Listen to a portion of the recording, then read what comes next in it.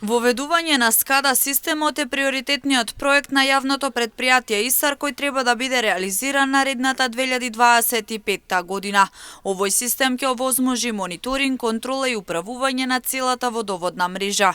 На ваков начин ќе се детектираат и намалат загубите на вода, вели директорот Александар Арсовски. Значи, нареден приоритетен проект ќе биде инсталирањето на системот СКАДА на водоводната мрежа. Тоа е проект кој што вклучува мониторинг, контрола и управување на целата водоводна мрежа во градот. Тоа ќе биде една заокружена целина, поради тоа што СКАДА систем постои во фабриката за вода, односно во филтер станицата, меѓутоа тоа не е доволно за да можат да се детектираат и да се спречат или намалат загубите на вода кои што јавното претпријатие во континуитет наназад години ги има, а тие изнесуваат скоро 60%.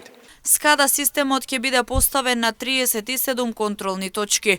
Освен загубите на вода, ќе се работи и на намалување, односно спречување на кражбите на вода. Тоа е еден цел комплексен систем кој што ќе биде поставен на 37 контролни точки. Значи, се ќе биде компјутерски и софтверски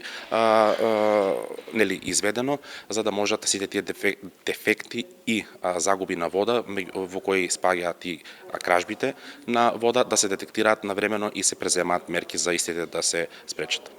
Кражбите на вода се проблем кој што со кој што постојано се соочуваме, меѓутоа единствено по дојава од граѓани, можат да се анонимни дојави од граѓани, можат да се констатираат и да се спречат, меѓутоа како што претходно кажав, по инсталирањето на системот СКАДА, тоа ќе можеме и софтверски да го решиме и тогаш тие ќе бидат сведени на минимум.